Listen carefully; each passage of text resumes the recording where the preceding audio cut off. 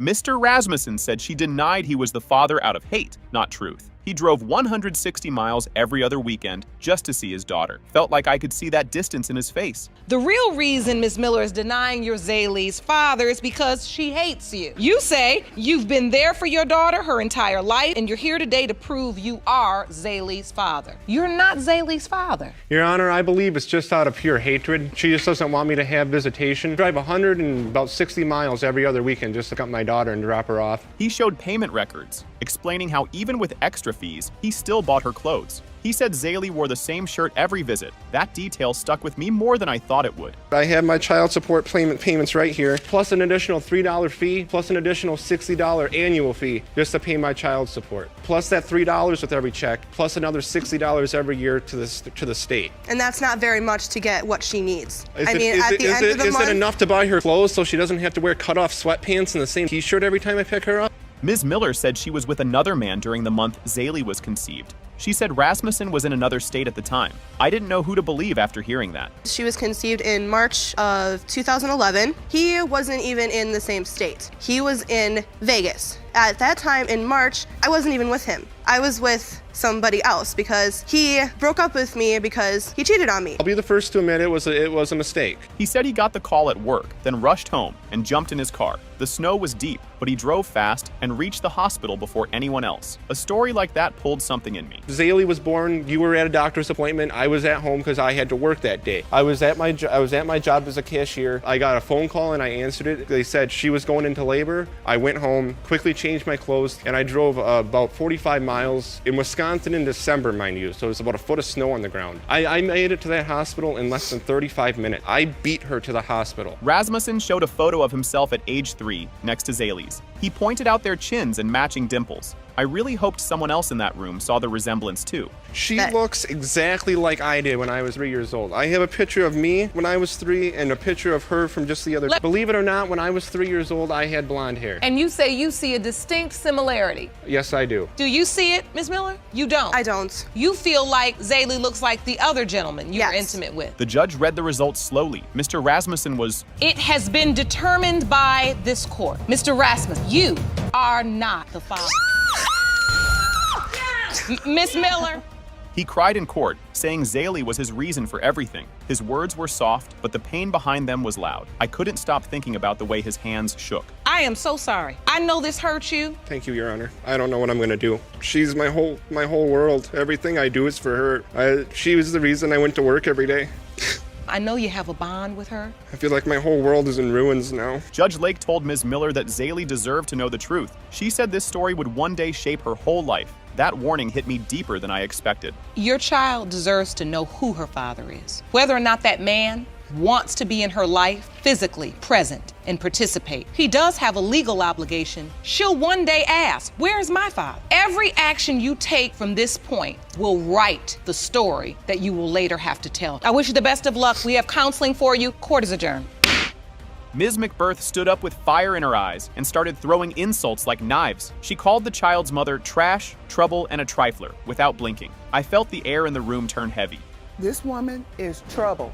She is trouble with a capital T. She, as a matter of fact, I call her the 3 T's. Trash, trouble, and trifling. That's what she is. The little boy looks nothing like my son or any member of my family at all. Can I show it? Can I? Absolutely, ma'am. What did you bring? She pulled out a photo like it was evidence of a crime and held it high. She said the baby was white as snow and could never be her grandchild. I couldn't move after hearing that. A photo of your son and the child in question? Right. And you say the child looks nothing like your son? That baby white as snow. There's no way that could be my grandchild or my son's baby. He has no features like none of us. Nobody in my family looked like that. And just by looking at this child, you've determined and said to yourself, I do not believe that's my grandchild. That can't happen. There's no way. She yelled that she was tired of women dropping off babies like they were packages. Her voice was loud, full of years of pain and stress. It made my chest feel tight just watching her. I'm sick of all these little hookers trying to say my son is the daddy. I'm sick of it. I get babies dropped off here, dropped off there. I'm sick of it. But it stops today, because that baby is not my son. Here's the thing that she does. It is, sorry. That's a lie. No, that's it's a lie. not. Well, she's a liar because you just had a wild party that got shut down by the police station last week. Well, that's sweet. Hello. Ma'am. Yeah. The judge showed a sweet photo of the father kissing the baby on the cheek. Ms. McBirth looked at it and shouted that it made her want to throw up. I didn't know what to think. like your son is kissing the baby. It makes you want to It throw makes you wanna up. throw up, 'cause it's a Why? lie. For your son to be kissing an innocent child? Because it's not his. It doesn't matter, really, if he's not showing his. the child It's love. not his. Your brother is sleeping with her and not using protection. Couldn't he possibly be Elijah's father? You know No, what? not in this case. Like the no, old saying goes, No. mama's baby's papa's maybe. Mr. Hughes admitted he heard the baby call other men daddy more than once. His voice was low, and his eyes looked full of doubt. It left me frozen in place. Mr. Hughes, have you ever heard Elijah call somebody Ma'am, else a few daddy? times. She was with, just like the last guy she was with, I heard him call him daddy. He's nowhere near my complexion. He looks 30 for real. Tell the truth, son. But, Tell the Shame truth. the devil. She throws a lot of doubts in the situation, you know what I'm saying? I know she was with another biracial dude before she was with me. Like so. 3 months before, and I was 5 weeks pregnant when we found out I was Yeah, pregnant. you get around, don't you? When the judge said Mr. Hughes is Pertaining to 2-year-old Elijah Jackson, and whether Mr. Hughes is the father. Mr. Hughes, you are Elijah's father. The judge said one day the child will ask why his family didn't want him. She warned they would regret this moment for the rest of their lives. It made me want to cry. It's Mr. Hughes' son. And everything you're saying right now, believe me, you will regret. I hope I do. No. I hope you I do. will. Never had. You will. You can't You will. Never had. It's not becoming and it's not necessary. You're right. The baby You didn't don't walk know the- into this world on his Right. own, talking about people's bridge, no bridge, hair, no hair. Alicia froze when she heard Ken, the man who raised her, might not be her real father. Her mother confessed she had been with multiple men when Alicia was conceived. Could anyone stay calm after hearing something like that? Miss Ferguson, you've brought your mother to court today because you were recently shocked to learn that Ken Ferguson, who raised you your entire life, may not be your biological father. You have petitioned the court for a paternity test on Mr. Ferguson, whom we'll hear from in a moment. Tears filled Alicia's eyes as she explained how her mom ignored her and her sister. She said they were only needed when their mother had no one else. Felt like someone punched me in the chest just hearing it. My mom goes through crazy moments and acts like her family never is there for her. Acts like her 2 daughters are never the only ones that just want her attention and to talk to her and be there for her. So she was treating us like crap. She was acting like we never are there for her. She wouldn't talk to us. She would only talk to her guy friends and her other friends, and not even the husband. Diana stood up and walked out after being called out for always running from the truth. Her daughter begged her to stay and talk, but she was already gone. Watching that happen made my stomach twist. Do you understand why I think he could not be my father? No, you I know don't. what I put Knowing you that I through? don't even know who my own dad is. Okay, there. Let's put that out there. Pull on the- I understand. Oh, you just always make people feel bad for you, doesn't she? She just always does that. She's about to But do. Miss no, Munsell- no, no, don't. no. See, this is what you do. You always walk Yeah. away. You never can talk Shut to up. me. Alicia admitted she cheated in every relationship because she thought it was normal. She said her mom's behavior taught her love meant lies and betrayal. That confession hit me harder than I ever expected.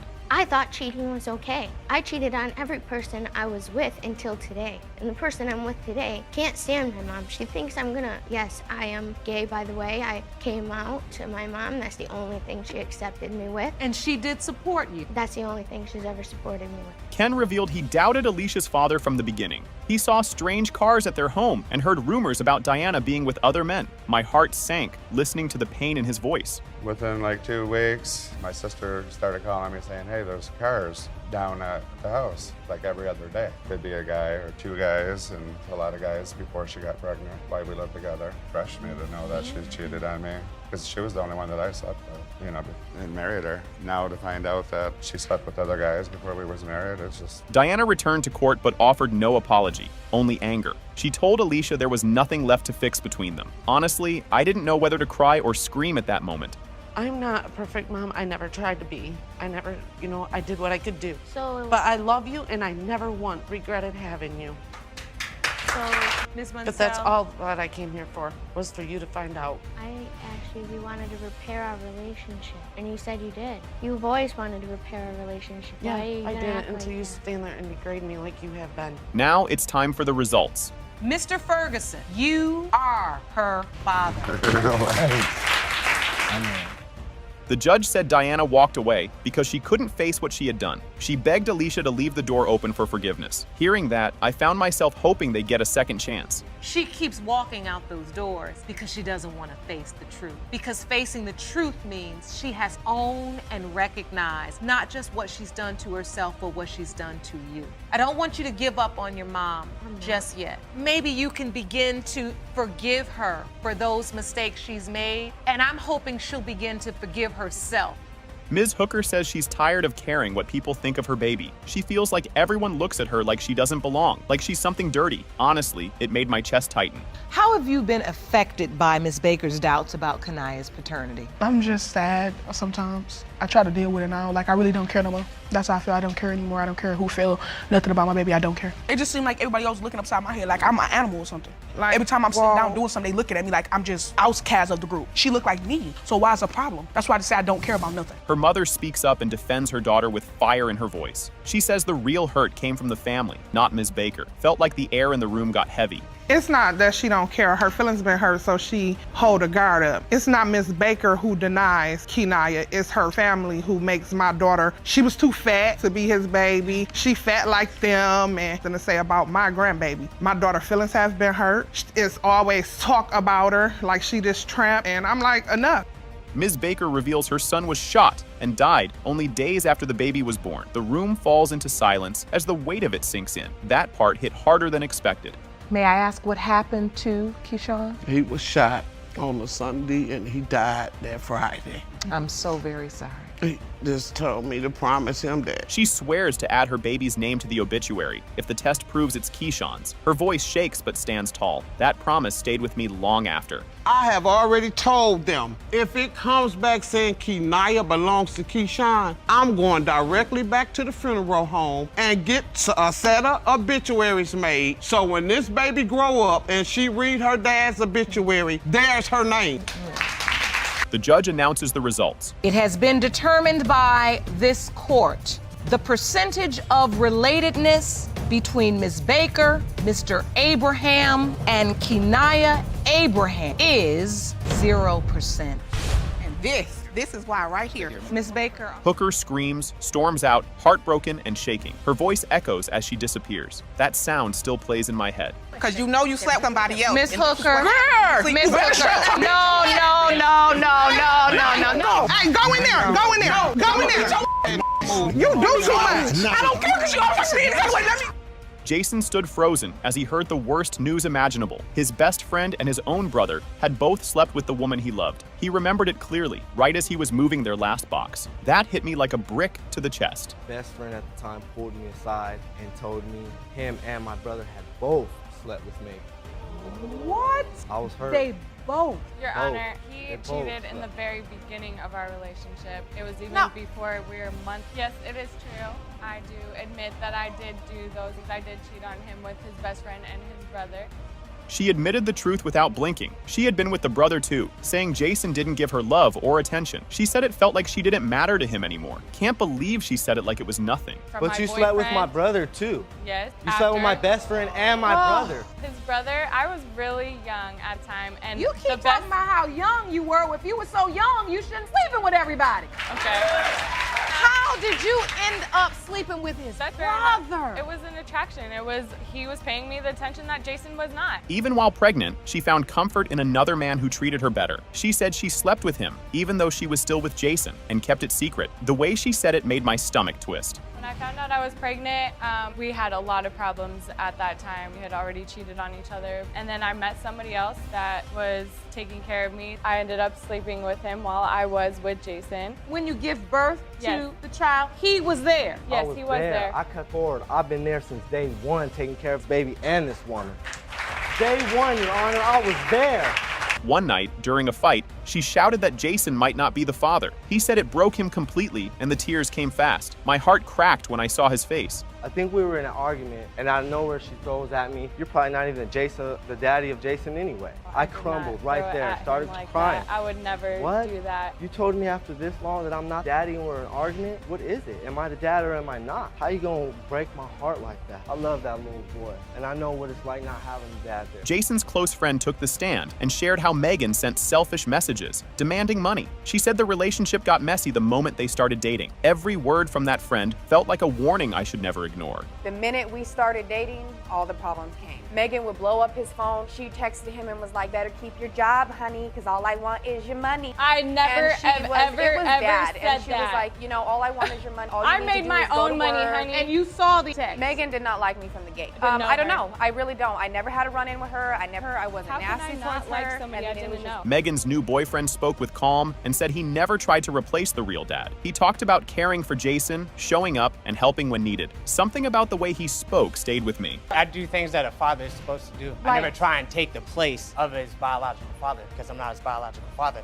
And what is it that you do for the child? I take care of him when Megan's working. If I have the day off, then of course I'm taking care of him. If he needs to go to an appointment or something, make sure he gets there. It's fun to be around. Of course, he's a 3-year-old. He touches your patience sometimes, but I mean, I know all about that. Judge Lake opened the envelope and read the truth. Jason was... When it comes to baby Jason Deggs, Mr. Deggs, you are not the father.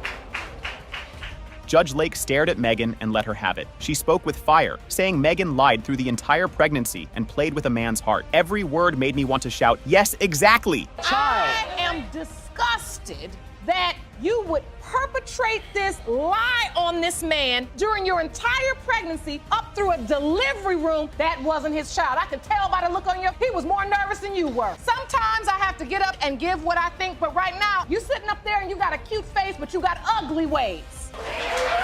Jason stood in front of the judge, eyes full of tears, voice shaking. He said Jason was his whole world, and now he didn't know how to let go. That moment is burned in my memory forever. How am I supposed to say goodbye to him now? I don't know how I'm going to say goodbye to him. That's all I've ever known to be my child. What am I going to do? I live for him. I've been living for him. Listen. Everything you've done thus far has been the right thing. That's all I've been trying to do is the right thing for him. The man yelled that the kids weren't his and walked out the door like it meant nothing. His words cut deep, louder than any fight. My chest tightened the second I realized what he had just said. A lot of noise in my mom's bedroom. He coming out the room, going to the kitchen saying, well, those ain't my kids anyway. Your mother made a comment that really didn't sit too well with me, and it hurt me. You guys didn't hear the whole comment. You know I was just mad. You know I was mad. While playing games with his friends, the brother heard the same thing and sat frozen. Everything in the room stopped when those words hit. That silence felt like it echoed inside me too. Sitting in the living room playing video games with my friends, I overheard what he said.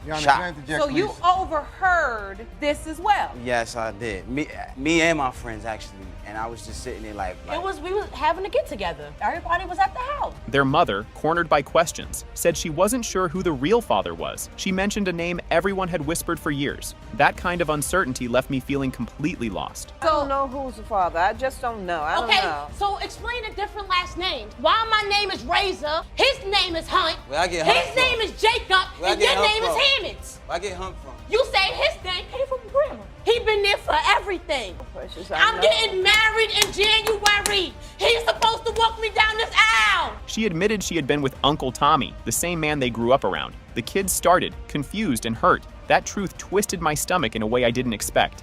Did you have a relationship with Miss Hammonds? You called this your brother. Yes, we had a physical relationship. It wasn't a relationship. You called that your brother. Miss Hammonds, were you intimate with Mr. Farmer? Is what he's saying true? That's Uncle Tommy. That's just nasty. That is not my father. No, There's a possibility I could be your father. Tommy appeared on video and confirmed the relationship wasn't love, just physical. The room felt colder as the kids tried to make sense of it. It felt like something cracked inside me watching their faces. Brother. Y'all say y'all brothers and sisters every day. That's not my sister. She's not my sister. Well, we established We're not related. that you all refer to each other possibly as brother and sister, like play brother. You're not related biologically. You're not real sister and brother. The judge read the results. Tommy was not the father. Precious screamed with relief and dropped into her seat. That moment hit like sunlight after days of darkness. As it pertains to 26-year-old Precious Razor, you are not her father. Oh my God! The joy vanished when the next result said Mr. Jacobs wasn't her father either. Precious broke down, shaking with sobs as the truth landed hard. I could barely watch her fall apart like that. As it pertains to 26-year-old Precious Razor, Mr. Jacobs, you are not her father. The test showed Mr. Jacobs was... Mr. Jacob, you are not Hector's father. When I said you go across that aisle and hug your daughter, the first thing you did was look at your wife for permission. I didn't miss that. Amen by that. Amen And I by want that. to make sure we're clear if no one's let you know. You don't need permission to love your child. Amen. Court session starts, and Judge Lake jumps right into it, addressing everyone. Things are just getting warmed up, and you won't believe what comes next. Ms. Jackson, you've dragged your ex-boyfriend to court to prove he fathered your 26-year-old daughter, Tanika. You claim he's denied her since birth because you were caught in a love triangle with him and his wife. It's about to get real messy. Ms. Jackson says Mr. Brown owes her a whopping $2,624 in child support. Sparks are already flying, and this is just the start. Stay tuned for more shouting. 1 week ago, you reopened your child support case in which you state Mr. Brown owes you $20,624.08. Yes, Your Honor. Mr. Brown, you and your wife claim you can't be the father because you were on the road for 3 months during the time of conception. That's true, Your Honor. You've basically taken care of your daughter alone. Yes. Oh, here we go. Ms. Jackson says she met Mr. Brown at a club where he told her Drusilla was just a friend. Later that night, they end up at an apartment. And who barges in? You guessed it, Drusilla. Ms. Jackson had no clue this was going to be drama central, and you'll never believe what's coming up. I met him at the club, and we started talking, we started dancing. He told me he'll be back. When he left with his wife, Miss Brown, I asked him who she was. He told me if she was just a friend. So he came back to the club, and then we went to the apartment. We was in the back of the room. She came in the door. She said, "Come on out, let me talk to you." I didn't know that he was dating her because he told me they had broke up. Drusilla is not letting this go. She catches Mr. Brown and Ms. Jackson together again, this time in a club bathroom. Drusilla let Ms. Jackson go, kept her eyes on her man, and just when you think it can't get any crazier, it totally does. He wasn't in the club. I said, well, one place he could be because his car was still outside. So I knocked on the door, the bathroom. I said, Dwight, I know you're in there. I said, open this door. He cracked it a little bit. So when I pushed it on open, she in there, done him in the bathroom. But I told her, I said, you can go. So you find him in the club in the bathroom? Yes, ma'am. Okay, this part is like something out of a sitcom. Drusilla comes home and hears noises coming from her closet. You can just feel Drusilla's frustration as she realizes Mr. Brown is still fooling around. And if you thought this was wild, there's a lot more coming. When I got to my apartment, I unlocked the door with the key. So at that point, I heard my closet door slide open. When I got inside, I went right to the closet, opened the door. She standing up there naked, had my man in my house. So even, he kept fooling around with her, like you say, going back and forth. So you knew that he kept an affair going with her? Yeah, off and on, yes. Mr. Brown finally admits he's been with both women at the same time, unprotected, but he's also throwing shade, saying he saw Ms. Jackson with another man, so he doubts he's the dad. This love triangle is a total mess, and it just keeps getting messier as they go deeper into the story. Were you sleeping with both of them without protection? Yes. So why do you deny that Tanika is your daughter if you know you've been with this woman over a span of time? I've seen too many things happen. Like one morning, I thought she was at work. Come to find out, she was out with another man. Things are getting juicy. Ms. Jackson presents a birth certificate saying Mr. Brown is Nika's dad, and Drusilla and Mr. Brown are not having it. This isn't just a paternity case. It's turning into a full-blown mystery, and everyone's hanging on to see what'll pop up next. I have proof that Mr. Brown signed my birth certificate. I'd like to see that. That's the birth certificate. That's a fake, Your Honor. That is a fraud. Her mama been lying to her. So wait, on this birth certificate, it does say Dwight Stanley Brown. He named me and spelled the name. He was with me doing a tag that birth certificate. Name me. Now, I do not see a signature on this birth certificate, he did not sign it. Drusilla is spilling more tea. She says she tried for years to get Ms. Jackson to agree to a DNA test, but Ms. Jackson always dodged it. It's a total blame game, and Drusilla's got receipts, so you know it's about to get even spicier. She don't keep calling me. That's an insult about DNA testing. Every time we ask for something. Same thing in 1992. Okay, then we went to Ms. Jackson again. Went up to the lab again to get a DNA testing. I paid my money. My husband didn't pay child support. I did. I took care of her. That's true. This story is so dramatic. Judge Lake points out the irony in Drusilla's complaints, saying, it's the same lady in your closet. Drusilla tries to act like the problem is solved, but Judge Lake reminds her they're here to see if Mr. Brown is really Tanika's dad. Hold on tight because the moment of truth is about to drop. It's the same lady lady that's in your closet, same lady that's behind the bathroom door. Yeah. It's the same lady. But that doesn't mean that Tanika is not your husband's biological That's child. all I ever wanted to know, Your Honor. Well, that's his daughter. That's why we're here. Yes, ma'am. Round the envelope, please. Yes, ma'am. This is it, the big reveal. Judge Lake opens the DNA results, and yes, Mr. Brown is confirmed to be Tanika's dad. Emotions are flying everywhere, but don't leave yet. There's still one more twist. It has been determined by this court. Mr. Brown, you are her father. This last bit is unbelievable. Judge Lake asks Mr. Brown to hug his daughter, and he actually looks over at his wife to check if it's okay first. With that, the courtroom wraps up, but Judge Lake leaves everyone with some wise words on family, forgiveness, and facing the truth. When I said you go across that aisle and hug your daughter, the first thing you did was look at your wife for permission. I didn't miss that. Amen about that. Amen And I about want that. to make sure we're clear if no one's let you know. You don't need permission to love your child. Amen. That's right. Yes, ma'am. All right, Folds. Things get wild right from the start. Miss Jackson tells everyone she's here to confront her husband's mistress and prove this baby isn't his. You can already feel the tension, and we're only getting started. Miss Jackson, you say you're here? The mistress stands her ground and says she knows the baby is Mr. Jackson's. With the audience hanging on every word, you can tell this show tea on how she found out about the affair. And wow, it's juicy. Trust me, this argument is only getting messier. If you thought this story couldn't get more awkward, wait until you hear how Mr. Jackson introduced his wife. Miss Jackson claps back, pointing out there's a big difference. In surprising us, she says she spent nearly $900 on stuff for the baby, even though she doubts the baby is her husband's. This Miss Lipscomb, when you had the baby, was he at the hospital? Did he cut the cord? He didn't cut the cord, but he was there. Acknowledged paternity. Yes. Your Honor, that's why the baby was placed on my benefit. Things are cooling down. Miss Jackson drops a big surprise. She's pregnant. Now, the room is buzzing, and everyone's looking at Miss Lipscomb, wondering how she'll respond to this news. Isn't impressed Arnold is the father of her kid and wants him to pay up for childcare. And just wait, because this family feud is only getting started. Ms. McKeever, you say you have no doubt that Mr. Arnold is your 3-year-old son Kenneth's biological father. Yes, Your Honor.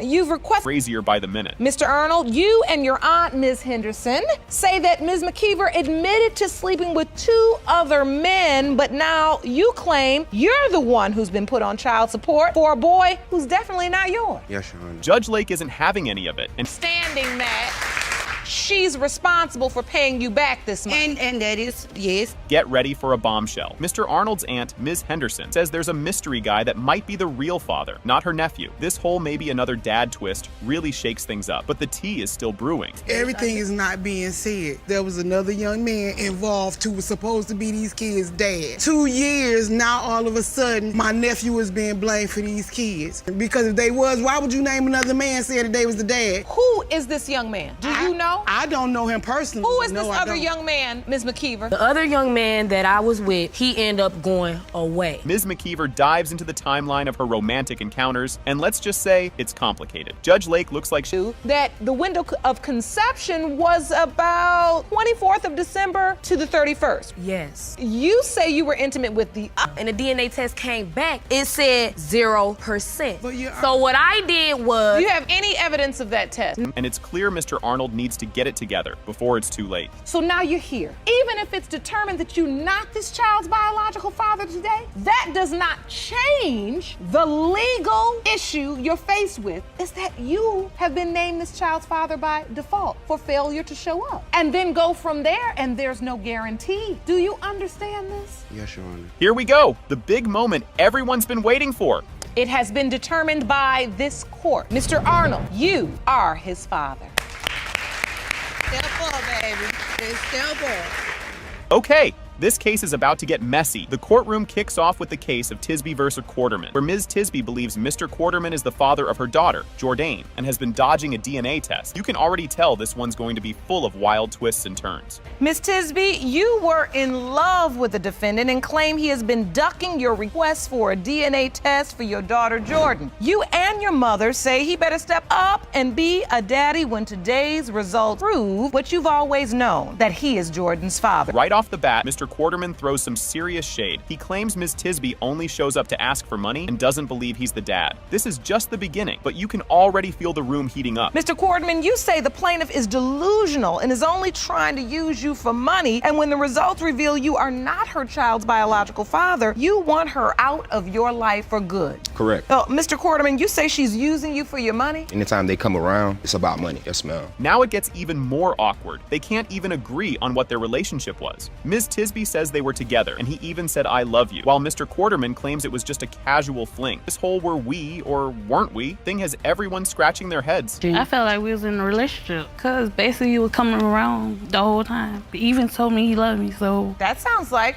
a relationship. You honestly, love her, you come I have around love all for her. the time. I have love for her, but not in love with her. She came about in a time in my life where, you know what I'm saying, I was kind of down and out, and me and her both was helping each other. The baby situation came about, you know, and I told her from the beginning since it was another guy. And then, boom! Ms. Tisby's mom takes the stand and makes things way more dramatic. Just when you think it's all cleared up, a new twist jumps in. No. So wait a minute, you'd pick him up and bring him over to your house? I bring it to him. We stayed next door to each other. We had a two-stair house. She stayed on one side of the house, and I had my own house. Basically, at night, he creeped at night, and sometimes I seen him sometimes in the daytime, but he basically was staying there at night. Things get real emotional as Ms. Tisby talks about Jourdain's birth and some truly heartbreaking stuff. Emotions are running high, and it's clear this story has layers on top of layers. When Jordan was born, Mr. Quarterman was there or not there? No, he wasn't. When I was pregnant, I told him everything. He came when I was pregnant, holding my stomach and everything, doing all that. But now she's not yours.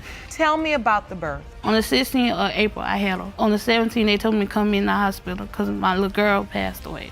Just when you think you've heard it all, Mr. Quarterman pulls out the Facebook proof. The judge and everyone else can't believe they're looking at Facebook evidence in court. Who knows what's next? But she had posted some things online, asking, you know, I guess Facebook about am I the father or not. What are you submitting to the court, sir? I guess a Facebook post. She was asking Facebook, do I look like the child, or, you know, whatever the case. It's a split screen of baby Jordan. Yes, ma'am. And you. And she writes, do she look like him, yeah or nah? For us to be in a relationship and everything like that, that is a booking photo for when I got arrested. Get ready for the "they totally look alike" argument as Ms. Tisby's mom brings out baby photos. The courtroom's buzzing, and everyone's waiting to see if this who looks like who thing will actually help. What evidence did you bring, ma'am? Let me see. 2 baby pictures. And one thing about it, Your Honor, just let me speak. I understand what he trying to say, but if you lay with somebody, you got to pay the cost. Y'all lay together, y'all stayed together, y'all been together. You could deny what you want to deny, but like I said, now when this baby come out to be yours. Now things go from heated to about to explode as everyone argues. It's getting wild in here, and all eyes are on Judge Lake to see what she'll say next. And that's why your daughter just handed up this particular evidence. The first picture is a picture of Mr. Quarterman as a baby, and then the next picture is a picture of Jordan. You feel like they look exactly alike. Yes, ma'am. And you say even his family members say. Yes, his mother. Yep. His mother said it.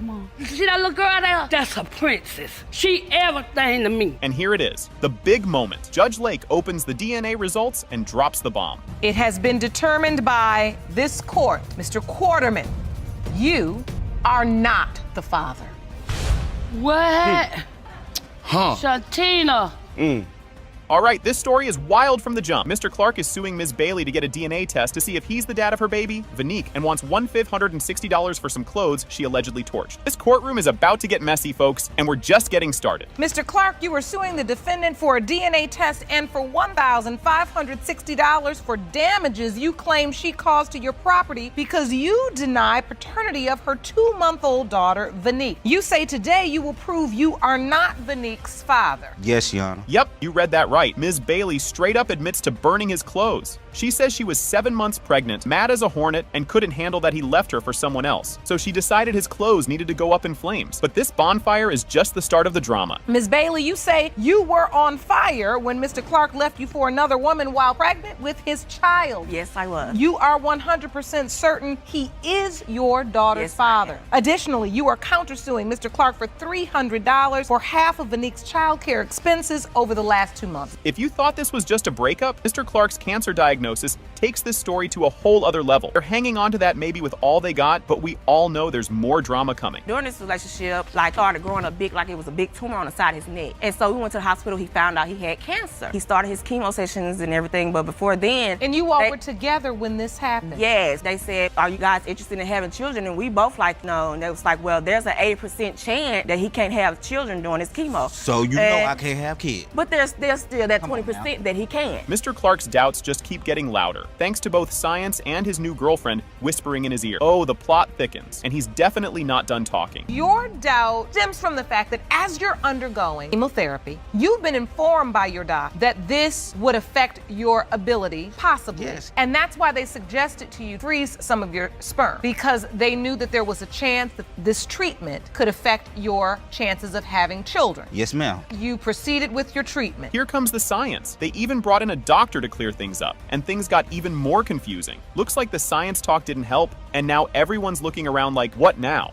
It depends on the type of chemo, the dose, the age of the patient. However, if you ask for general statistics, it is about 77%. How old were you at the time you were receiving the treatment, Mr. Clark? I started receiving treatments at the age of 26. Well, as you can see, Ms. Bailey is focused on that 20% chance. Unfortunately, it only takes one sperm. Ms. Bailey gets super emotional here, hoping Vanique can have a dad, especially since she grew up without one herself. It's a tear-jerker moment, but we all know Mr. Clark still got doubts, and it's about to get real again. Brings you to tears when you see your baby? Yes. Why? She just needs a father. And you really want that for her? Yes. I want you to take me to the birth. He was there. He cut the umbilical cord and everything. Really? So you were Now present for the birth, Mr. Clark? Yeah, I was there. She was too. Really? Did you sign the birth certificate? No, I was gonna sign that birth certificate, and she gave the baby my grandma's name and my last name. Now it's money time. Ms. Bailey pulls out receipts showing she spent $600 on diapers, wipes, and formula in just 2 months, and she wants Mr. Clark to pay up. But trust me, that's far from the last argument we're gonna hear. You've submitted receipts to the court of the expenses you've incurred thus far. Yes. As it relates to baby Vanique. About $50 a week on diapers, formula, and wipe. I bought her totaling car, about I bought her car $600. seat, everything she needed. Everything you paid for yourself. And Mr. Clark, you admittedly have not contributed anything. No, ma'am. And that's why your countersuit is for $300, half of $600. Yes. Now, Judge Lake doesn't mess around when it comes to burned clothes. He's got no problem telling Ms. Bailey she owes Mr. Clark $1,160 for turning his wardrobe into ashes. Ms. Bailey owes the money, but don't worry, the biggest shock is still on the way. So, because you willfully destroyed his property, I have to award him the $1,560 from his clothing that you destroyed. Judgment for the plaintiff.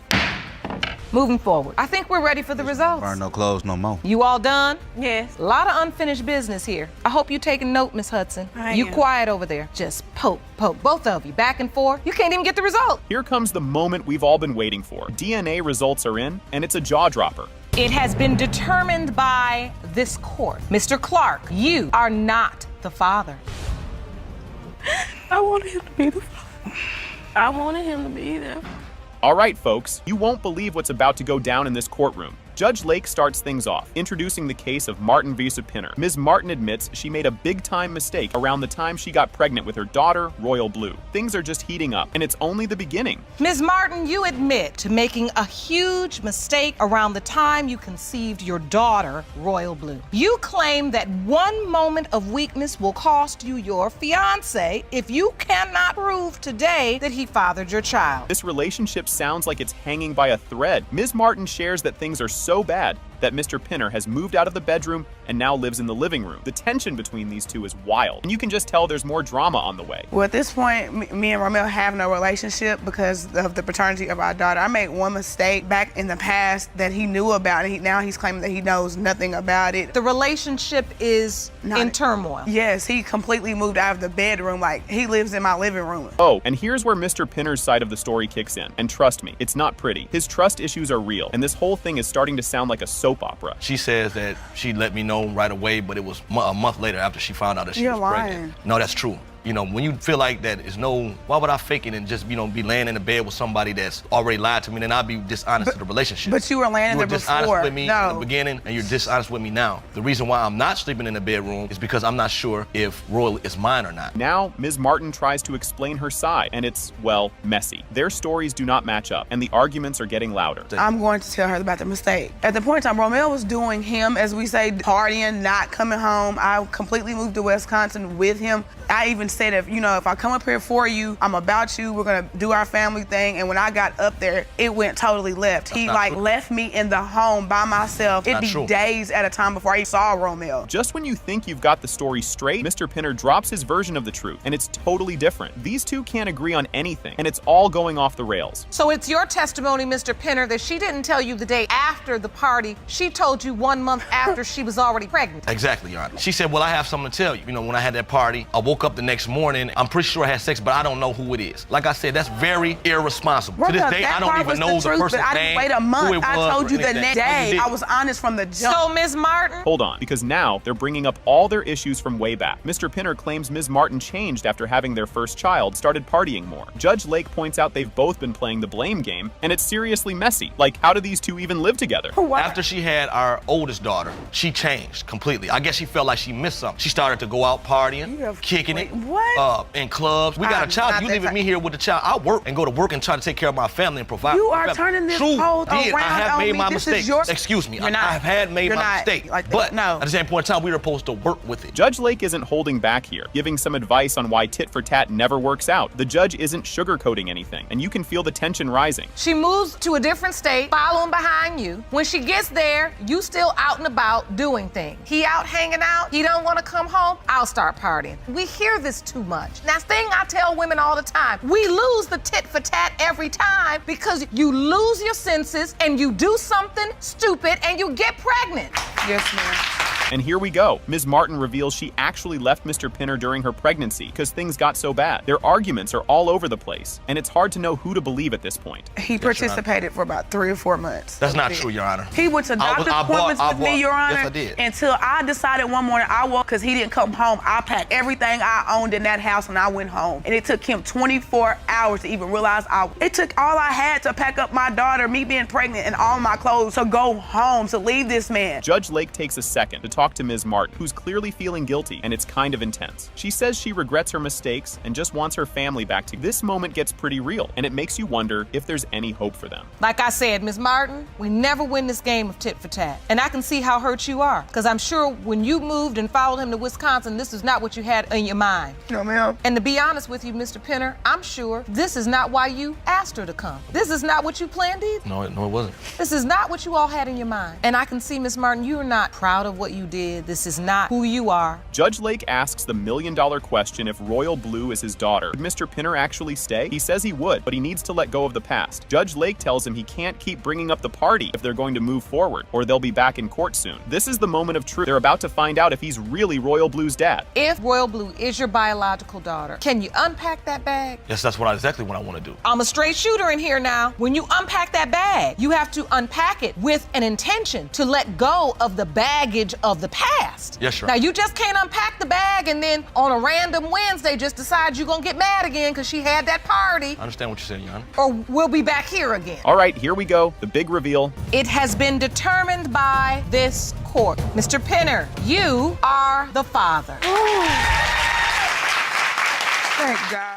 She was still sleeping with this man after Hannah was born. Your Honor, matter of fact, Is that true, Ms. Zachary? Yes, I was. Because we decided that we wasn't going to be together. We've been on and off for 5 years. And we were on a break for a month. She just slept with him 2 weeks ago in my bed. She didn't go to his house. She didn't go to a hotel. It was the bed that we shared. She came home, Your Honor. She sat next to me. I'm like, what's going on? I'm like, I recognize that smell. I haven't had it in a while, but I recognize it. I said, you smell like sack. I don't know what you're at work. I'm doing that, but I'm at work all day, but that's how I come home smelling, really? Sometimes you tell me you been at work. We're not going to say how you smell when you come home from work. Well, Judge Lake introduces Ms. Cousin and her mom, who dragged Mr. Bell into court, saying he's the dad of her 7-month-old baby, Taquan. Mr. Bell fires back, saying he's not the dad and insists it's all a plot to mess up his relationship. Miss Cousin, you and your mother say you had no choice to drag the defendant, Mr. Bell, into court today because you're fed up with his lies. He denies being the father of your 7-month-old son, Taquan, and has even gone to the extreme by blocking all contact with you. Ms. Cousin's mom doesn't hold back and launches into a full-on roast of Mr. Bell, calling him a two-timing liar. With all this shade flying, Judge Lake turns her attention to Mr. Bell for his side of the story. Fed up with his lies because he a two-timing liar. He told my daughter that he was single, that he was not in a relationship because I seen his picture on her phone. When she started being with him, I seen how her attitude changed. I knew then that she was pregnant. I met you at a relative house. Things go up a notch as Ms. Cousin's mom spills the tea about receipts she found for lunches her daughter bought for Mr. Bell. Judge Lake raises her eyebrows at Mr. Bell, ready to hear what he has to say about these lunch dates. A whole weekend, yeah. And then not only that, y'all had lunch together. Can't she let her daughter talk? She wasn't there. I go in her room, I found receipts with 2 combos on it. You know, at the end of the day. 2 combos meal for lunch. If she paying for it, of course I'm gonna take the food. She paying for it. Yeah, and y'all in a relationship. What you mean? Destiny steps up, and wow, does she have a lot to say about how Mr. Bell used her like a walking ATM. The crowd is silent, waiting for Judge Lake's take on this bizarre relationship. We met at this job that we was working at. When I first met him, he told me he wasn't with no one. I never slept with no one else at work. Every time I go out to get lunch, he right behind me. What you eating for lunch? Can you buy me something? Meet me downtown. Tell me can I pay his phone bill every time I get paid. When she should have been. Were you paying his phone bill?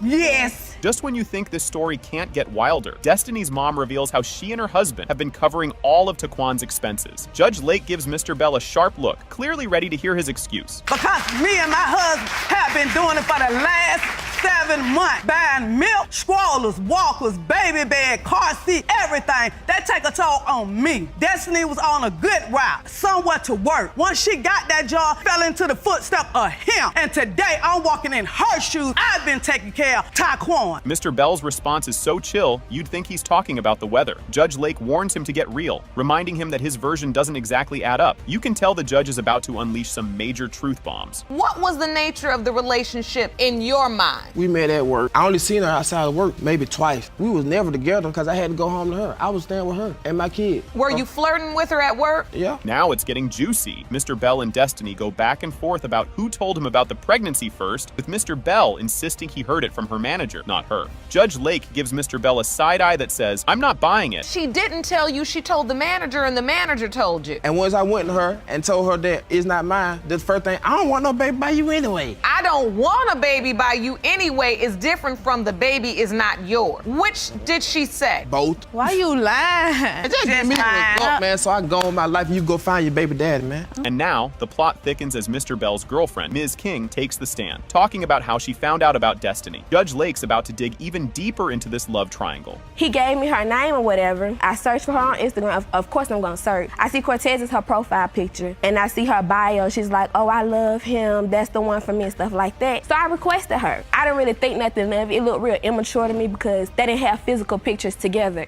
I wouldn't believe that they were in a real relationship. Destiny doesn't hold back, setting the record straight by saying she and Mr. Bell were together 3 times, unprotected. Everyone's hanging on to see what he'll say next. We slept together 3 times, unprotected, and he know that. Where'd you all go? We'll go anywhere. Where we went? Where did we go? In the car, it don't matter. Where did we go? And we went to the club with your cousin now. You know that. So what you're saying is you all would go out but you didn't think he was in a relationship? No, he told me he wasn't in a relationship when I first met him. Hold on to your popcorn, because Destiny claims the one time Mr. Bell did see Taquan, he had the nerve to ask for, you guessed it, intimacy. You can tell the judge is just waiting for Mr. Bell to slip up even more. Now, Destiny, you said he came to see the baby 1 time. Yes, but when he came to see the baby, he wanted to have sex. He said, would you have sex with me? I was like, no. He's like, what, you scared of your boyfriend? And when he came, he had a flat tire. He asked to use my sister four-wayer to take the tire off. So my daddy was trying to help him. And when he came in to see Taquan, he said, oh, Taquan look like you and your mama. Judge Lake drops the bomb.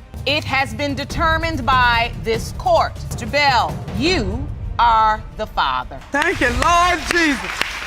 Oh, yes. Oh, yes. Right from the jump, this whole thing is just bananas. Mr. Barlow's got 8 kids, and he says they all look like him, except for one, little Jabril, who he sure isn't his. Oh boy, things are about to get real messy. Mr. Barlow, you say your 8 kids look exactly like you, but the defendant's son, Jabril, looks nothing like you. And that's because you're not his father, and you know who is. Here we go, things are heating up. Mr. Barlow starts dishing out details about all these shady calls he made to Ms. Winslow while he was away, where she kept saying the landlord was over. The back and forth is pure drama, and we're not even close to done yet. I believe she was sleeping with the landlord. You do?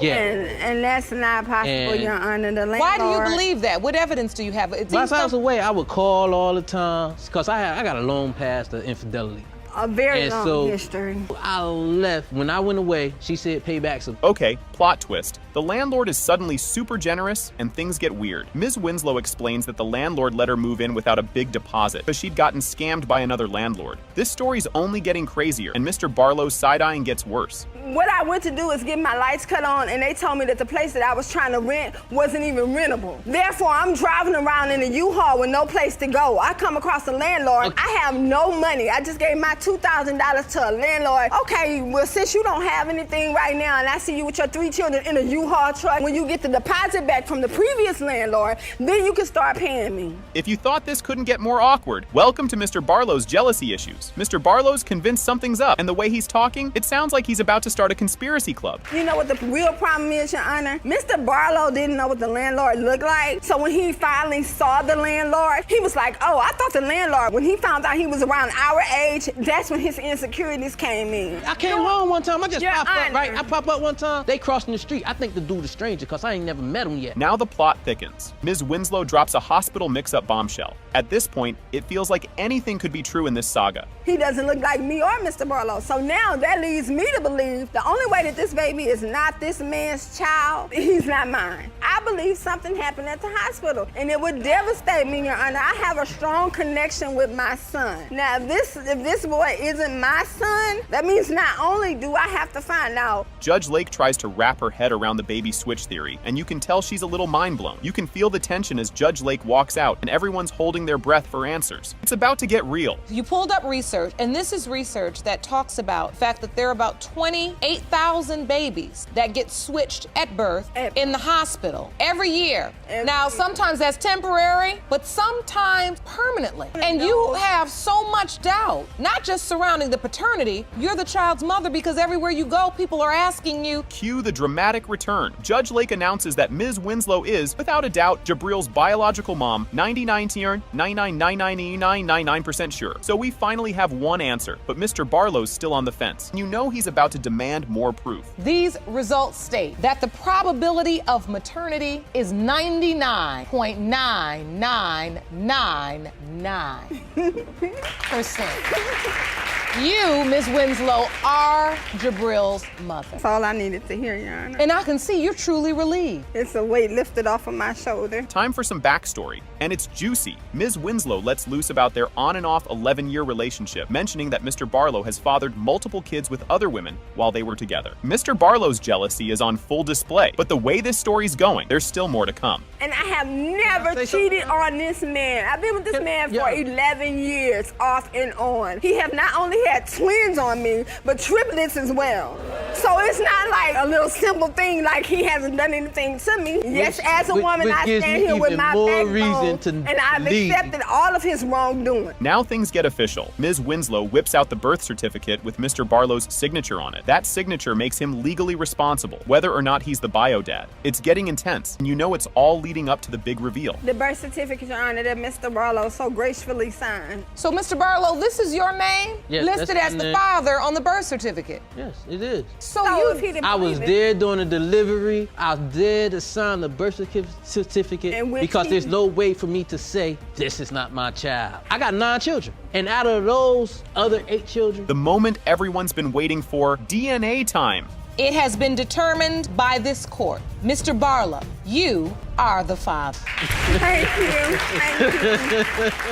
Wow, this is about to get wild. Judge Lake introduces the case. Thomas v. Zachary, where Mr. Thomas wants a DNA test to find out if he's really the dad of little Hannah. And let me tell you, things are about to get messy real quick. Mr. Thomas, you claim you've been petitioning the court system for a DNA test for 15-month-old Hannah Thomas for more than a year now. Yes, Your Honor. Right out the gate, Mr. Thomas goes off saying he's been begging for this DNA test for over a year. He says he signed the birth certificate because he was tricked. Yeah, this dude's ready to bring some major drama, and it's only just beginning. Now, you've been notified that you will be paying support because you signed the birth certificate, but claim it was under false pretenses. Now, the court will decide whether there's reasonable cause to grant you a DNA test today. Oh, and here comes Ms. Zachary, already calling Mr. Thomas out. She says he knew all along he'd be on the hook for child support since she had to apply for help. She's got a totally different story, and you can just feel the awkward tension building. That is a lie, what he's saying. He knew that he was going to pay child support because I received a medical card. I also received cash assistance. I have to cooperate with child support in order to receive those assistance. Your Honor, me and Rakaya were separated towards July. August, we got back together, you know, towards the end of August, into September, she told me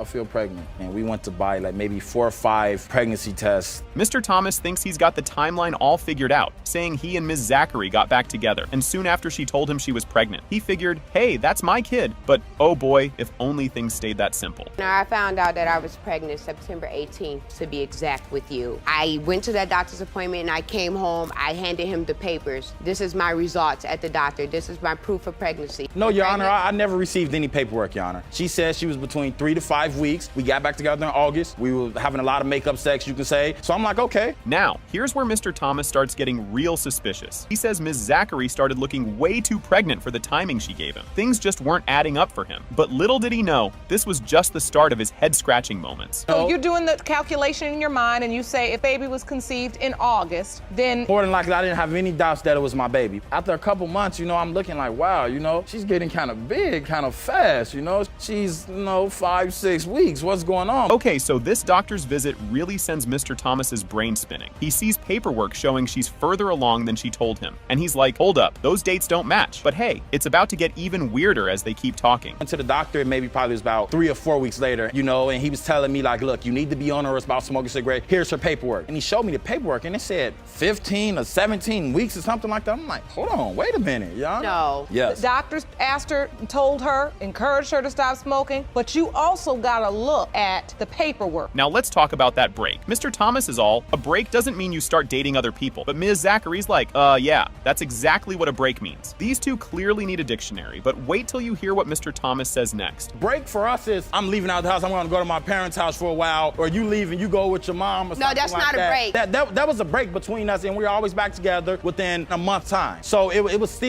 no excuse. A break is not an excuse to go sleep with someone and have a child by someone else at all. Oh boy, this part's a doozy. Mr. Thomas says he signed the birth certificate after they had a secret deal. If her other guy stayed out of the picture, he'd keep things quiet. Not exactly the recipe for family bonding, huh? And then you signed the birth certificate when you were at the hospital. He had her sister come get the children. I came up to the hospital. I was with her the whole night, all until she had the baby. I was there. It was no problem. This was the agreement from the beginning. If the guy that I believe is Hannah's dad, if he didn't have any part, anything, I would sign a birth certificate and Hannah would never know a thing. This would be the biggest family secret that we ever had, and I had no problem with that. Hold on to your popcorn, because this is where it gets even messier. Mr. Thomas drops the bomb that Ms. Zachary recently saw her other guy and even brought him to their shared home. Just when you think it can't get crazier, Ms. Zachary has something to say that'll make your jaw drop. She was still sleeping with this man after Hannah was born. Your Honor, matter of fact, is that true, Ms. Zachary? Yes, I was. Because we decided that we wasn't going to be together. We've been on and off for 5 years. And we were on a break for a month. She just slept with him 2 weeks ago in my bed. She didn't go to his house. She didn't go to a hotel. It was the bed that we shared. Enter Mr. Hill, Mr. Thomas's uncle, who just adds fuel to this blazing fire. He says he doesn't think Mr. Thomas is the dad, and even claims Ms. Zachary once showed him a picture of the real father. It's like a soap opera at this point, and Mr. Hill isn't done stirring the pot. I don't think that he is the father of Hannah. You don't? And the reason why is because she just don't look like him. And another reason, one time me and, Rakaya was hanging out in the house. They had got into it. He had left to get some air. She had actually showed me pictures. I don't know if she was mad or I don't know if she was in the feelings or something. I had never told him this, ever. Here we go, because this phone bit is just pure chaos. Mr. Thomas finds a contact on Ms. Zachary's phone labeled Hannah's dad. That's not even his his number. His trust is officially gone, and now a DNA test feels more necessary than ever. You know, I was going through her phone the other day. I see Hannah's dad. Really? I see the number in Hannah's dad, you know. It put a smile on my face, you know. I'm like, oh yeah, I've been gone for a couple weeks, you know. She got my name under Hannah's dad, okay. You know, we're getting there, you know. And I look at it and I'm like, hold on. And I'm reading a text message, and I'm like, this isn't me. This isn't even my phone number. The rest of the kids come and tell me Hannah's dad was here. Things get surprisingly sad here as Mr. Thomas pours his heart out about how much he loves the kids and worries he might lose his place in their lives. With the test coming up, all he can do is cross his fingers and hope. Even my oldest daughter, she always, oh, when I'm gonna see my little sister? I don't walk around telling people this is not my daughter. All of her kids look at me like their father. I'm their father. When I get in from work, it can be 2 o'clock in the morning, it can be 5 o'clock in the afternoon. They're choking me to death, trying to get up and hug me. Hannah, she's jumping up and down when I come through the door. I love the kids just like they my kids, and they are my kids. Here it is, folks, the big reveal. It has been determined by this court. Mr. Thomas, you are her father. Whoa, talk about a wild start. Ms. Petty is telling the judge that she wants her daughter, Alea, to have a dad because she didn't have one growing up. And hold up, because things are about to get a lot messier. Just got a whole lot weirder, and we're not done yet. Wait, what? That's just the beginning of the roller coaster. Mr. Bal says he's sure he's not the dad because Alea has Mr. Daniels' last name on her birth certificate. Just when you think things couldn't get crazier, they totally do. Oh boy, here's where the judge gets real with them. Judge Lake tells Ms. Petty that she's repeating the cycle of her own childhood by having a kid with dad drama. And just when you think they're all gonna calm, it's got a whole lot more awkward. Ms. Petty talks about how she had to deal with a bunch of bullies in school because she was dating were the least of her problems compared to what's happening now. When I first met Mr. Ball, I fell in love with him. In cycles of your own, yes. And yet you still stepped in. Yes, Your Honor. That's commendable. And you all had another sexual encounter that day. I wasn't even trying to that day. But I promise you. The moment everyone's been waiting for, the DNA results. Is the biological father. Mr. Ball, you are her father. Now here's the kicker. Mr. Richardson signed the birth certificate even though he wasn't even sure he was the dad. She's saying he had every chance to back out, but now he's regretting it. Things are about to get even more awkward. Mr. Richardson, you claim you made a huge mistake. You signed the birth certificate of the defendant's 2-month-old son, DeMarlon, even though you doubt you are his father. You want to prove your case before you end up paying child support for a baby you know isn't yours. And here's where it starts getting hilarious. Mr. Richardson says he had doubts because the baby looked, well, way too light. Judge Lake reminds them that looks aren't everything, but Mr. Richardson is still side-eyeing the whole thing. You won't believe how they met. When I saw the baby, he was so white. He looked like a Mexican or something. He was just real light. Mexican, that doesn't matter. Children come in all shapes and sizes, and he just spent 9 months or more in the womb. That's true. Yana, you gotta realize, when I was dating her, she was very sneaky. Believe it or not, this whole situation started in a club of all places. Mr. Richardson remembers meeting Ms. Robbins there, and right off the bat, she told him she was married, but kind of hinted she'd be open to hanging out. Now, they're bringing up the night DeMarlon was conceived. I met her at a club, came, approached her, didn't think she was gonna give me the time of day or nothing. So he pursued me. Yeah, no, you're right about that. I did pursue you. For a long time. And we got to talking, and then she told me, she said, I'm married, but I'm willing to maybe see you or something, play around with you. Things get weirdly specific as Ms. Robbins describes the night they think they made DeMarlon, a night she calls a blessing for her new home. The judge is just trying to keep a straight face at this point. Wait till you hear about the pregnancy test. Is DeMarlon's biological father? No doubt. And I know that, like, the night we conceived, it was me and him. I remember a lot. He doesn't even remember, like, people's names, his middle name. He don't remember nothing. So how are you going to say that you remember the night that we conceived when you can't even remember what the next... Do you remember the night? I remember the night. Okay. This part gets even stranger when they take the pregnancy test together, but Mr. Richardson is still acting like he's not totally convinced. Pretending gets him through for now, but it's clear he's full of doubts, and he's about to lay out his reasons. What do you want to do? I said, we're gonna have the baby because we're doing some stupid stuff. Not gonna blame this child. We're gonna have it. So you decided that we should have the baby? You were pretending like you were happy? That's nice. That's nice. And still be with me the whole time. Sneaky, but I mean, like, I don't get it. I mean, because of what? I'm sorry. Pregnant sex. Okay. Just when you think it couldn't get worse, Mr. Richardson drops more reasons why he's not buying this whole dad thing. Mr. Richardson feels it's just one more reason not to trust the situation, but then he starts questioning her finances. Mr. Richardson, please tell me if there's any other reason you have doubt. I went to one doctor's appointment with her, right? And then I went to go to the other ones. She told me, no, you don't have to come. I don't need said, you to why? hold my hand. I don't need you to hold my hand. You're telling me he's not mine, this is not my baby, all this the whole time. So why would I let you be a part of that? Now, we dive into the money mystery. Mr. Richardson wants to know where Ms. Robbins suddenly got cash for Christmas. Ms. Robbins is just rolling her eyes, saying she got it all legit. Next up, things get personal as he accuses her of cheating. Christmas time, she just moved into our new place. She had to put down $2,800. She was complaining to me that I have no Christmas money to buy. But I didn't ask you for any money at that time either, did I? She come up with all this money after she put this down payment on her to move in our place. And I said, where you get this money from? She told me I got it from my 401k. I said, that fast? Well, I have been on my job as what they call a Christmas account. And here's where things get spicy. Mr. Richardson thinks Ms. Robbins was out with someone else because she came home smelling like intimacy. Judge Lake tries to keep the peace, but Mr. Richardson's doubts are getting bigger by the second. And then there's the whole missed DNA test appointment. She came home, Yana. She sat next to me. I'm like, what's going on? I'm like, I recognize that smell. I haven't had it in a while, but I recognize it. I said, you smell like sack. I don't know what you're at work. I'm doing but I'm at work all day, but that's how I come home smelling, really. Sometimes you tell me you be at work. We're not gonna say how you smell when you come home from work. Well, here's the kicker. Ms. Robbins actually had an appointment for a DNA test, but ended up canceling it, which only makes Mr. Richardson more suspicious. Judge Lake points out that dodging the test looks pretty fishy. By now, the judge has had enough. She made an appointment. We supposed to split 135. It was 2 something to go get a DNA test. She said,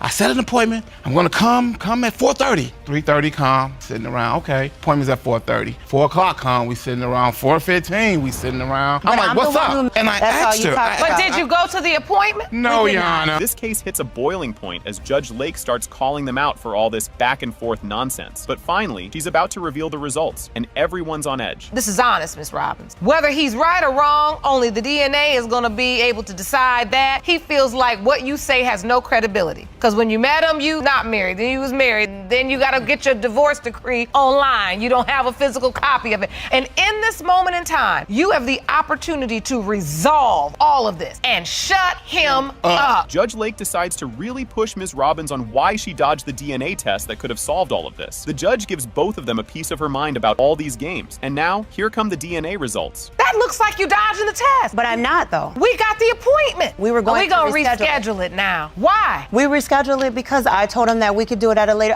Was it because he was already on the birth certificate and you felt like, you know what, you're the legal father anyway, so I really don't have to get up out of my bed? No, I really didn't care about playing games and being silly while DeMarlon is still on pause. At long last, the big reveal is here. It has been determined by this court. Mr. Richardson, you are the father. You won't believe this? Stay tuned as this is about to get seriously messy. Mr. Andrews and his mom are suing Ms. Corbett, saying she faked his signature on their kid's birth certificate. And trust me, it's just getting started. Mr. Andrews, you and your mother are in court today suing your ex, Ms. Corbett, for paternity fraud because you claim she forged your signature on the birth certificate of her 5-month-old son, who you believe is not your biological son. Things are heating up as Mr. Andrews spills the tea on the day of the baby's birth, and you'll want to see who jumps in next with their side of the story. Day of the birth, I cut the umbilical cord. I requested a blood test. I stayed at the hospital for like 24 hours, and the following day I ended up leaving to retrieve a car seat. I didn't sign nothing. You claim somebody put your name on the birth certificate. Yeah, obviously. No, it's no way possible for me to just put his name on a birth certificate. The only reason why he's saying that he did not sign the birth certificate is because his mother told him not to sign my child's birth certificate. If you thought things couldn't get wilder, think again. Mr. Andrews throws out a big one, accusing Ms. Corbett of, well, seeing the whole neighborhood. Judge Lake steps in, telling everyone to keep it respectful, but we all know it's about to get even juicier. I wouldn't even call it a relationship, Your Honor, because she slept with the whole damn city, the whole neighborhood. Let's use respectful language in the courtroom. She slept around with everybody in our neighborhood. If that was true, I would have slept with her husband because he wanted me to. Oh, Lord. That's a lie. Okay, let's stay on track. Now, here's where things go full detective mode. Mr. Andrews pulls out a diagram of the apartment, explaining why he thinks Ms. Corbett had another guy over. But wait until you hear about the mystery text. Your Honor? What does this diagram show? This right here is a two-story apartment building. This right here, like 2 feet from the driveway, is like the front entrance. And you could sit right here and like literally watch all this. And if somebody murdered him over here, it'd be real obvious. The guy she had in there tried to creep around and sneak on this side of the building and come out. She even had a bike in inside the house. Just when you think this can't get crazier, in comes Mr. Andrews with another bombshell. Ms. Corbett rolls her eyes, calling him a liar. But hang on, because next, it's about the baby. Is this your only doubt? No, ma'am. Found messages in her phone where some guy obviously was telling her, leave the back door open and be naked when I arrive. Oh, you saw the message? Yes, ma'am. She denied that in my face. I'm looking at the message in the phone. That's one reason. Ms. Corbett? That's like the third reason. The other reason I just showed you on the diagram. And now it's accusation central. Ms. Corbett claims Mr. Andrews barely sees the baby and once even threatened to drop him off at a fire station. But she's about to lay down the law about what really matters here, paternity. So how many times have you seen Quinn Jr.? Over a dozen times. So you spent quality time with him? He does not. I have to beg him for to come get my child. He was there 6 days. I told Quinn, I said, Quinn, you have to come meet me somewhere. I can't drive all the way down there. He was gonna drop my child off at a fire station. Your Honor, I told her that just to get her to move because she lied to me and told me she was threatening me with the police. Surprise, surprise. It has been determined by this court, Mr. Andrew, you are the father. Let it be known.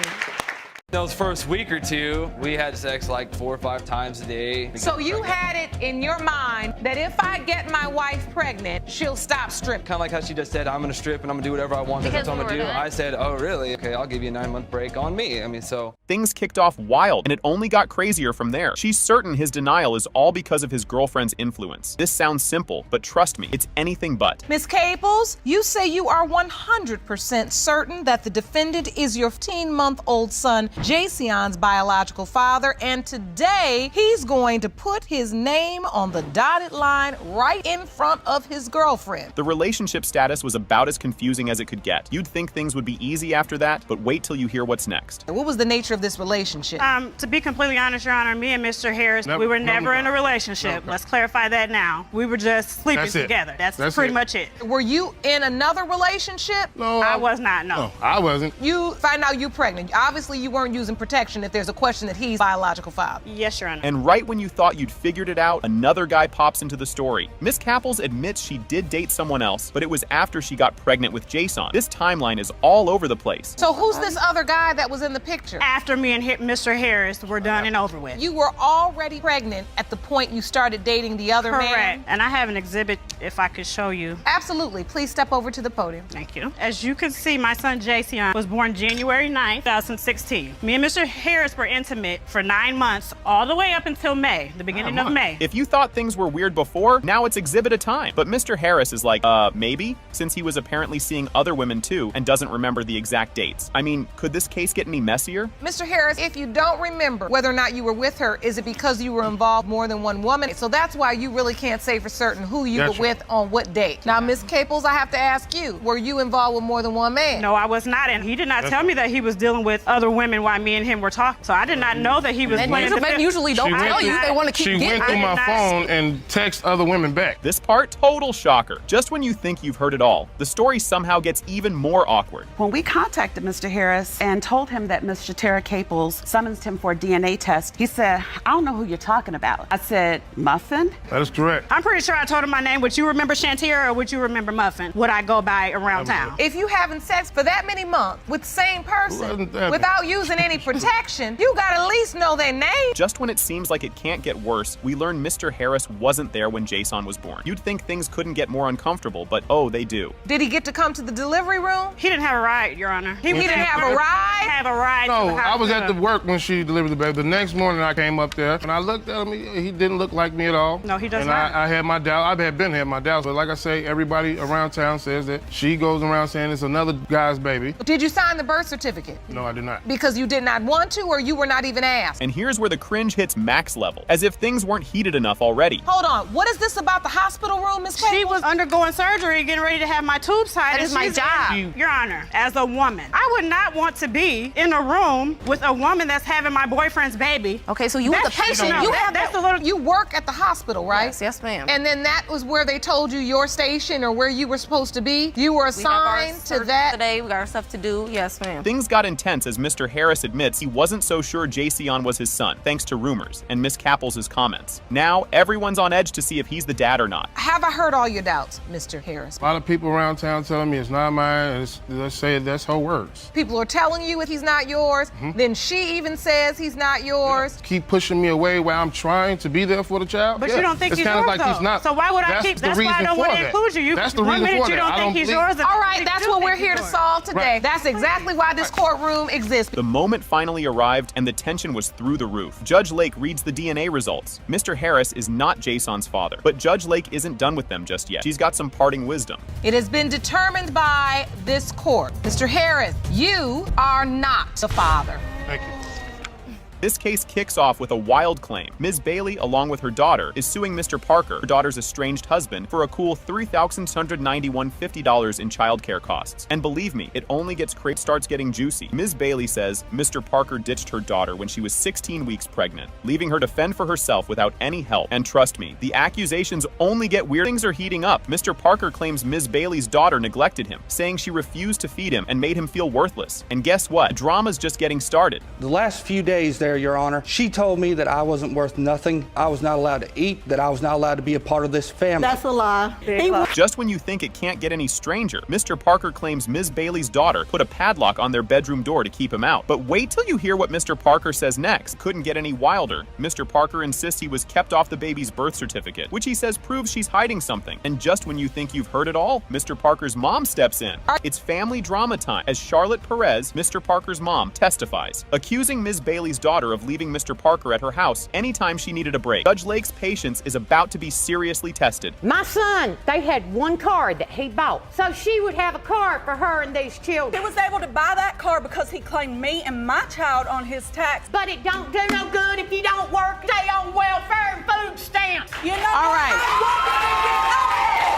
This whole scene has turned into pure chaos, and Judge Lake has had enough. You won't believe this whole thing kicks off with Ms. Richardson coming in strong, saying she and Mr. Smith were all in, trying to have a baby on purpose. Buckle up, folks. This one's gonna be a ride. Ms. Richardson, you say you were in an exclusive relationship with Mr. Smith and even tried to have a baby together. But after you conceived your daughter, Kalani, Mr. Smith started denying your baby. Yes, Your Honor. You intend to prove he is the father today. Okay, things get even crazier as Ms. Richardson says Mr. Smith actually begged her to have a baby with him because he thought he might not live long. This wild story is just getting started, and believe it or not, it's about to get even wilder. Around the time we were together for about 8 months, he had told me he was in a situation where he didn't know if he were going to live a long time, so he had said he wanted a child with me. Me being young and dumb and I was actually in love with him, I agreed on it. We were together. I had left Job Corps, which he was still in. I left on the 28th. On the 31st, I had sent for him to come in town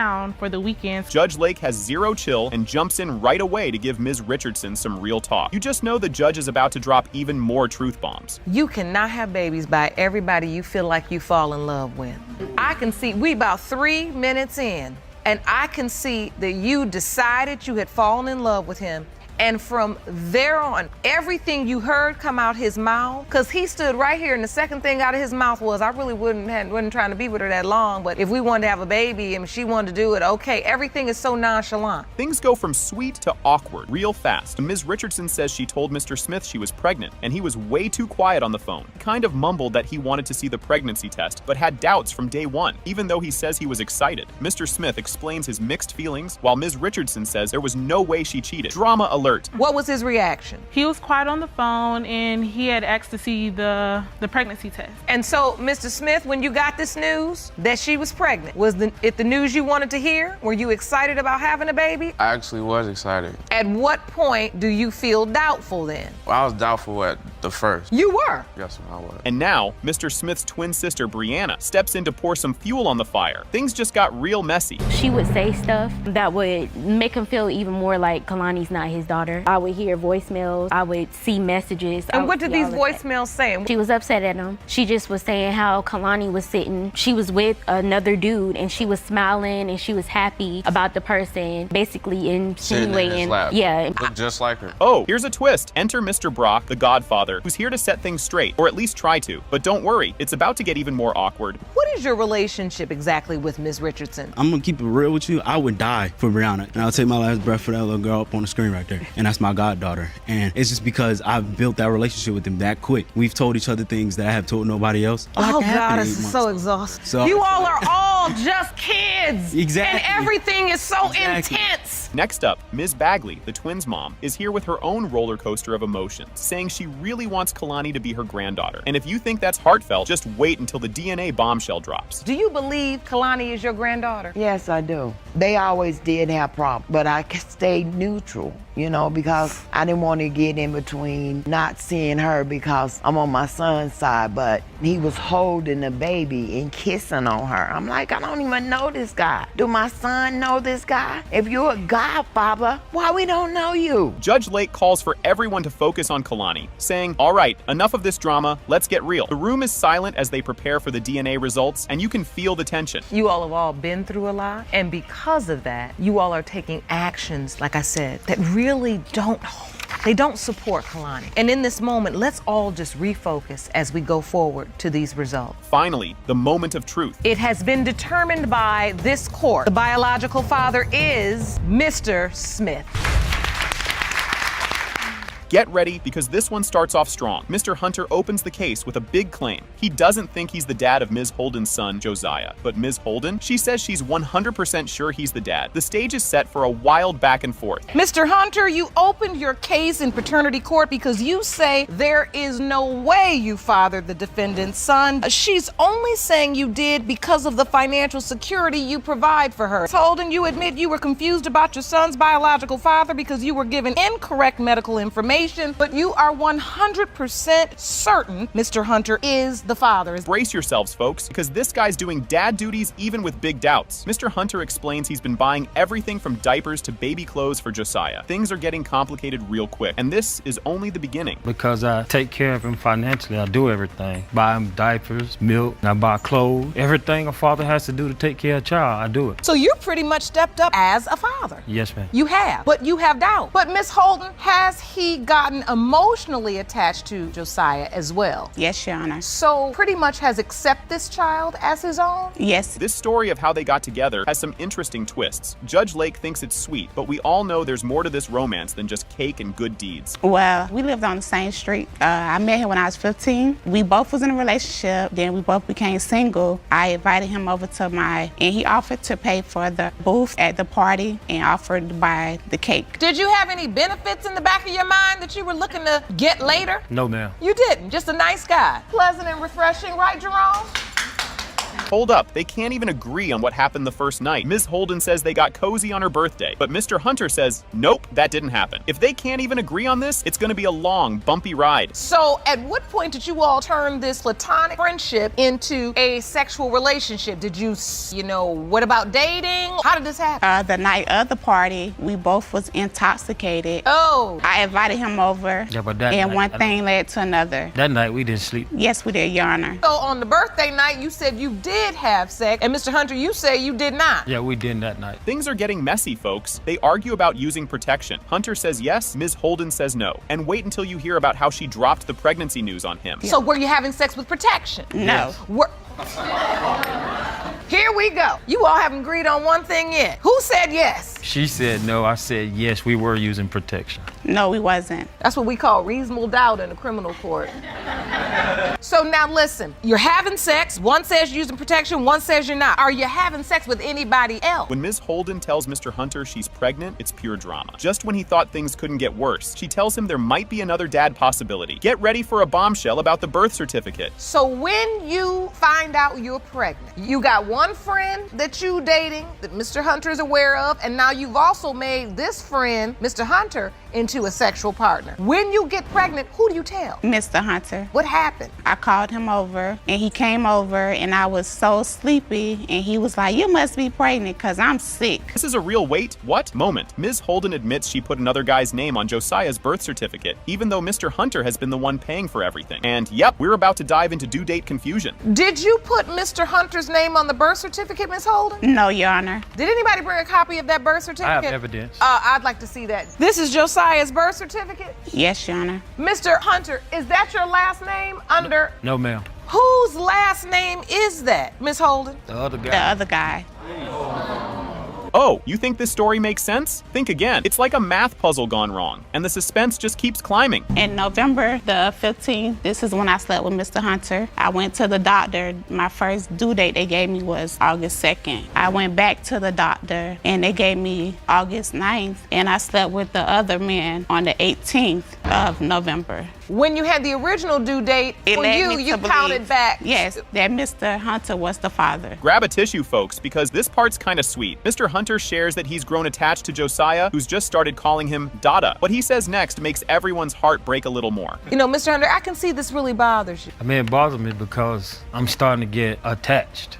He recently just started coming to me, so. But you know this baby is coming to you because he thinks you are his daddy. Right. And you're starting to form a bond. I mean, he recently just started calling me Dada, so, you know. That's a beautiful thing when you hear a child say that. Ms. Holden opens up about her own past, and things get real. Judge Lake gives her a soft look, knowing what's at stake, and the audience braces for the DNA results. Because I grew up without a father. It affected me emotionally because I was into sports. I didn't have a father figure there to support me.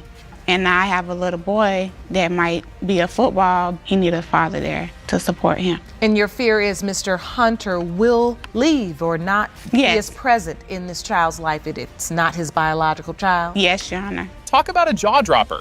It has been determined by this court. Mr. Hunter, you are not the father.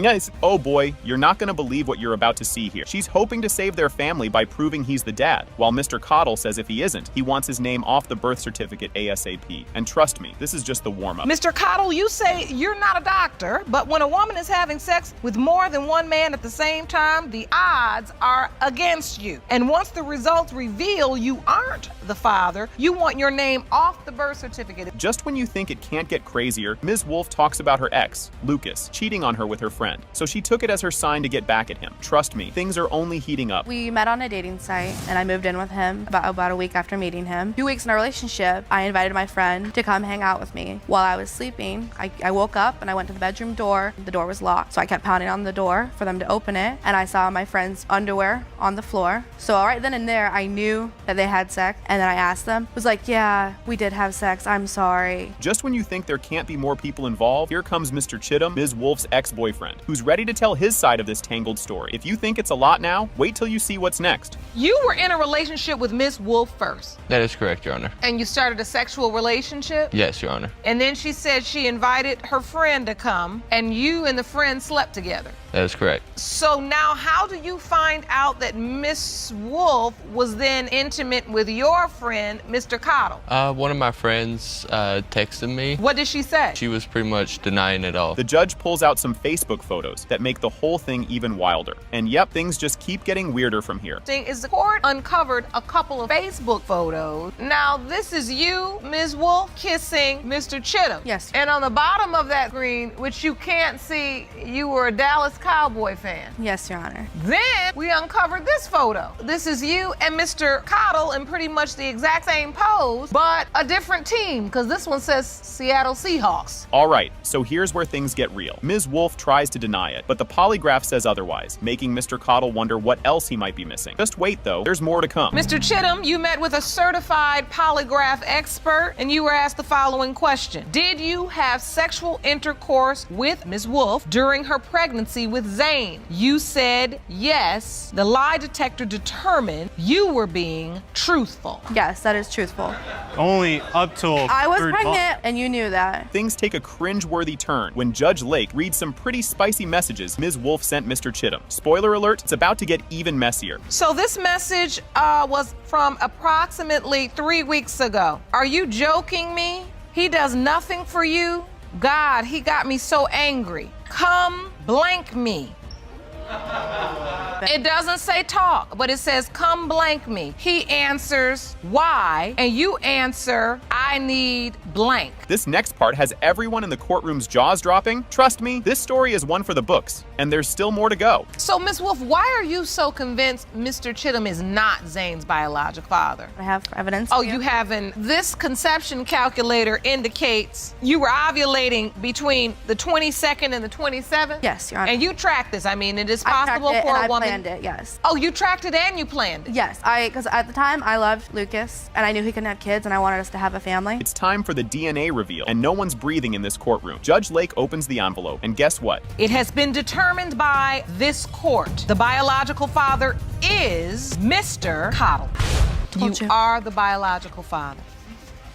Oh, buckle up, because this case is wild from the start. He's here asking for a paternity test to figure things out, but hold on to your popcorn. It's about to get even juicier. Mr. Threlkeld, you state that while you were out of the country serving in the military, your wife paraded around town with other men, and she has admitted to cheating multiple times. You claim you are not sure if you are the father of her third child, 18-month-old Liliana, and have asked the court for a paternity test. This story is so crazy it sounds made up, but here we go. While he was in Afghanistan, Mr. Threlkeld got a super random tip that his wife was stripping. And trust me, the courtroom isn't ready for what Mrs. Threlkeld has to say next. Actually, ma'am, I was overseas in Afghanistan. A soldier of mine came up to me and tapped me on the boot, said, hey, I need to go outside. We need to talk right now. Me and him got into some words, so I thought we were going to, settle it. Well, it turns out his wife and my wife were friends, and she had found out that she was actually stripping as we spoke. At the time, the internet lounge got on Facebook and asked her, hey, is it true you're doing what I told you I didn't want you doing at all? Wait till you hear this. She says she wasn't doing anything wrong and only started exotic dancing because her husband wasn't bringing in enough cash. Her reasons don't really make it better, and you just know things are about to get even messier. First of all, we were done. He hacked my Facebook. He invaded my privacy. He looked into my stuff, into my messages. So that's how we found out. What did he find? There were messages, but... Actually, ma'am, see, she's gonna... No. That's already a lie. I got on there, and on the inbox, I see, oh, baby, I can't wait to see you later on tonight. I had a great time with you. I spent together. It's been amazing. These are the messages yes, you're ma'am. seeing. And here's the part where they totally disagree on whether they were done or not. Just wait, because what he says next is about to make everything way more complicated. You thought your marriage was over. Messed up as it may be. Yes. Because you all had an argument about you stripping and you hung up. We hung up and we said it was done because I wanted to do what I wanted to do. Ma'am. You wanted to do what you wanted to do. Exactly. And why is it that you wanted to strip? Because we got married too young. Well, I needed to She wanted to be a hooker in training, will so you she'd just start let stripping? me talk? Well, no. No. Just when you think it can't get sadder, we find out about Mr. Threlkeld's heartbreaking return. His frustration only grows, and things are far from over as they head to the next explosive moment. When